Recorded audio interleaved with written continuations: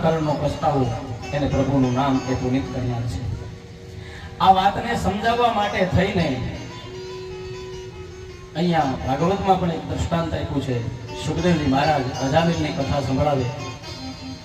કનોજમાં અજામિલ નામનો કોઈ બ્રાહ્મણ છે, દાસીપતિ બ્રાહ્મણ રહેતો હતો. બ્રાહ્મણ બનીને બગડ્યો. માણસ તો સારો જ હોય છે, પણ એને સંગ બગાડે છે. સારા માણસનો સંગ થાય તો એ સુધરે, અને ખરાબ માણસનો સંગ થાય તો એ બગડે. બ્રાહ્મણ થઈને બગડેલો છે. અજા એટલે માયા. માયાની સાથે જે મળેલો છે. બ્રાહ્મણમાં સદાચાર હોવા જોઈએ. હવે એકવાર અજામિલ ઘરે નથી, અને પહેલાના સમયમાં આટલા બધા વાહન ને ટ્રેનો ને એવું બધું કઈ હતું નહીં. એટલે એક ગામથી બીજે ગામ, બીજે ગામથી ત્રીજે ગામ સંતોનો સંઘ નીકળે. હરિદ્વાર, દ્વારિકા કે જુનાગઢ, ગિરનાર એવી રીતે જવું હોય કે સંતોનો સંઘ નીકળે. સંતોનો સંઘ નીકળ્યો છે. બપોરા થયા અને બરાબર કનોજ ગામમાં આવ્યા, અજામિલના ગામમાં. એટલે એને એમ થયું કે આજે જો અહીંયા કોઈ બ્રાહ્મણનું ઘર મળે તો આપણે ભોજન કરીએ. ગામમાં પ્રવેશ કર્યો, રામજી મંદિર આવ્યું. આ તો હવે આપણે બધા ઓટા થયા. પેલા મોટામાં મોટો ઓટો તો ચોરો હતો, રામજી મંદિર જ હતું. ઘરના ઓટા આપણે ભીતડા હતા ગાયરના. આ ઓટો ક્યાંથી હોય? ગામમાં પ્રવેશ કર્યો, અને ચોરાયેલ છે ને લગભગ સારા માણસો બહુ ઓછા બેસે. આખા ગામનું ખોદવું હોય ને એ જ ચોરામાં બેઠા હોય. માફ કરજો કોઈ બેસતા હોય તો, આપણે બધાની વાત નથી. આ ભાવેશ દાદા એના ગામમાં કથા કરી હતી એમ કે આ આપણા ગામની નહીં, આ તો બીજા ગામની વાત છે. એમ હું કહું કે આપણા ગામની નથી, બીજા ગામની છે. સાધુ સંતો ત્યાં રામજી મંદિર નજીક પહોંચે છે, અને આ 4-5 જણા બેઠા હતા. એટલે એને લાગ્યું કે ચાલો આમને પૂછીએ કે બ્રાહ્મણનું ઘર ક્યાં છે. કે ભાઈ અમારે બ્રાહ્મણના ઘરે ભોજન મળે ને તો ભોજન માટે જવું છે. બ્રાહ્મણનું ઘર કઈ બાજુ હોય? પણ આ 4 જણા એવા ખરેખર બેઠા હતા ને, એ કે આજ તો આ સાધુ સંતો છે ને ભોજન ના નીકળે નામે નીકળ્યા, પણ દંડા જ ખવડાવે છે. ये के है ना बहुत बड़ो भगत है हमारे गांव में, अजामिल करके बहुत बड़ा भगत है, सबको खाना खिलाता है. आप तो साधु है, वो सबको खाना खिलाता है. तो के सामे शहरी में जाओ, ત્યાંથી જમણા હાથે વળો, પછી ડાબા હાથ ઉપર જે ડેલી આવે ને એ અજામિલની છે. સંતો બિચારા ભોળા છે, એને તો કઈ ખબર નથી. ધીમે ધીમે ડગલું આગળ વધીને કે શેરીમાં ગયા ને સામે વાદળી કલરની ડેલી છે એની હાકલ ખખડાઈ. અરે અજા ભગત, એ અજા ભગત. ઓલી અજામિલની સ્ત્રી વિચાર કરી કે આને ભગત કેવા વાળા કોણ? આ આખા ગામને રાડ નખાવે છે, આને કોને ભગત કીધું? નક્કી આપણા ભાગ ખોલવાના છે. મનોમન એને એમ થયું. સાંકળ ખોલી સંતોના દર્શન થયા, પગે લાગી, ચરણ ધોયા, ચરણામૃત લીધું. સંતોને કે બોલો બોલો શું? તો કે અમારે ભોજન જોઈએ છે. તો કે ગામમાં ચોરે બેઠેલા લોકોએ કીધું કે અજામિલ बहुत बड़ा भगत है, आपको खाना खिलाएगा. ભાઈ મનોમન વિચાર કરે છે કે કોકે બિચારાને ભેરવી દીધા છે. વાત નથી કરતી, જેટલું છૂપું રહે એટલું. જો ખાનદાન સ્ત્રી છે ને, ગમે એવો પતિ ખરાબ હશે, કોઈના મોઢે એના ભગવાનો નહીં કરે. સંતોને જમાડે છે પ્રેમથી. જમી લીધા પછી સ્ત્રીને ઉતાવળ છે કે પેલો આવી ન જાય, એટલે સંતોને કહે છે કે હવે આપ વિદાય લો. તો કે મૈયા દક્ષિણા? તો કે દક્ષિણામાં તો મારી પાસે કઈ નથી બાપજી. તો કે પણ અમને આરામ કરવા દે, થોડોક હજી તડકો છે, બીજે ગામ જવું છે, તડકામાં ક્યાં જશું? તો કે ના બાપજી, આપ વિદાય લો. પણ તું કેમ ગભરાય છે? ત્યારે સ્ત્રી છે એના મુખમાંથી નીકળ્યું કે તમને ખબર નથી, મારો પતિ છે ને મહાપાપી છે, તમને અહીંયા જોશે તો હમણાં લાકડીએ મારશે. સાધુ કે જેના ઘરે અમે જઈમાં એ ઘરનું જો અમે કલ્યાણ ન કરીએ તો અમારી સાધુતામાં ધૂળ પડી. સંતો કહે છે કે નહીં, તારા પતિને આવવા દે. એ આવે ને દક્ષિણે લીધા પછી તમે જાશો, તું અમારી ચિંતા ના કર. સ્ત્રી ભગવાનને પ્રાર્થના કરે, ભગવાન મારી લાજ તમારા હાથમાં છે. આજે મેં બ્રાહ્મણોને સાધુને ભોજન કરાવ્યું છે અને જો એને મારો ઘરવાળો પ્રસાદી આપશે તો અમે કેવા નરકમાં પડશું, આવી ચિંતા કરે છે. એમાં અજામિલ છે એ બરોબર રામજી મંદિર પાસેથી નીકળ્યો. ઓલા ચારેય રાહ જોઈને બેઠા હતા, એ ખાવા નહોતો ગયા ત્યાં સુધી. બોલો, આજ તો આપણી કઠણાઈ આજ છે. કોકને 5000 આપીએ તો એનું ગાડું પાટે ચડી જાય એમ હોય, પણ એને પછાડવા હાટું લાખ ખર્ચી નાખીએ પણ 5 નો થઈ.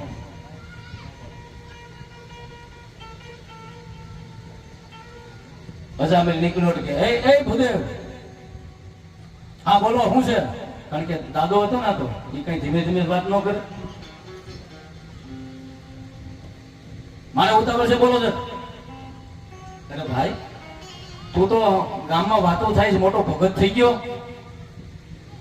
તો શેની વાત, કોણ વાત કરે? અરે તું ભગત થઈ ગયો, સાધુડાને જમાડે છે એવી વાત અમે સાંભળી. આજ તારી ઘરે 7-8 સાધુડા જમવા બેઠા છે. ન હોય કે ધુમા પુમા થતો નીકળ્યો, આવ્યો સીધો ડેલીએ, પાટું મારીને ડેલી ખોલી. ત્યાં તો આહા સંતો બેઠા છે. ડઘાઈ ગયો પેલા તો કે આ મારા ઘરે ક્યાંથી? એ નીકળો બહાર, હાલો. આ કોને પસંદ કરી ગયા અહીંયા? આને ખવડાવ્યું તે? સ્વામિનાથ ક્ષમા કરો, તમે ઘરે નહોતા. સાધુ આવ્યા, આપણા ઘરે આવીને એમણે ભોજનની માંગણી કરીને આપણે ન જમાડીએ તો આપણા ઘરની લાજ જાય. મેં એને જમાડ્યા છે તો બસ હવે નીકળો, નહીતર તમારે હવે જમી તો લીધું છે, હજી હું મારા દંડા ખાવા છે. સંતો કહે છે કે હા, જ્યાં સુધી દક્ષિણા નહીં મળે ને ત્યાં સુધી અમે તમારા ઘરેથી નીકળશું. ત્યારે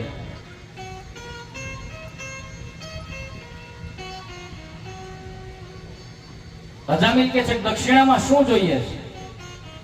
તો કે મારે પૈસા તો નથી જોતા, પણ તારા ઘરના કે અત્યારે સગર્ભા છે, પ્રેગ્નેન્ટ છે, અને તારા ઘરે દીકરો જન્મવાનો છે ને એ દીકરો જન્મે ને એનું નામ માત્ર તારે નારાયણ રાખવાનું છે. ઓહો, બસ આટલી જ વાત છે ને, નીકળો હાલો. સાધુ નીકળી ગયા. આ બાજુ સમયે પ્રસૂતિ કાળે અજામિલની પત્નીને બાળકનો જન્મ થયો અને સાધુના કહેવા પ્રમાણે આપણે સાધુની વાત આવે છે અને સાધુનું આગમન થયું. જય હો, બોલીએ બોલીએ હનુમાનજી મહારાજ કી. અહીંયા બાપુ, અહીં જગ્યા છે. આમ તો તમારી જગ્યા બોલિયા બાપા છે, એટલે અમે બીજી જગ્યા નહીં આપીએ.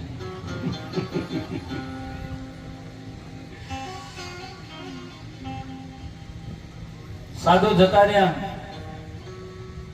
દીકરો ધીમે ધીમે મોટો થવા લાગ્યો અને પત્ની છે ને એ ભાગ્ય રૂડા તો શ્રેષ્ઠ મળે ભામિની રે, એમાં કિંમત વધે છે તમામની રે. ભાગ્ય રૂડા તો શ્રેષ્ઠ મળે ભામિની રે. ભાગ્ય રૂડા હોય ને તો શ્રેષ્ઠ ભામિની મળે, શ્રેષ્ઠ પત્ની મળે. આ પત્ની છે એ શ્રેષ્ઠ હતી. સાધુના વચનો યાદ હતા એટલે અજામિલને કે આપણા દીકરાનું નામ શું રાખ્યું? સવારમાં ઉઠતા હોય પેલા એક વખત 108 વખત બોલાવે નારાયણ. નહીં, આપણા દીકરાનું નામ શું રાખ્યું? નારાયણ. એટલે રોજ 108 વખત નારાયણ નો પાઠ થાય.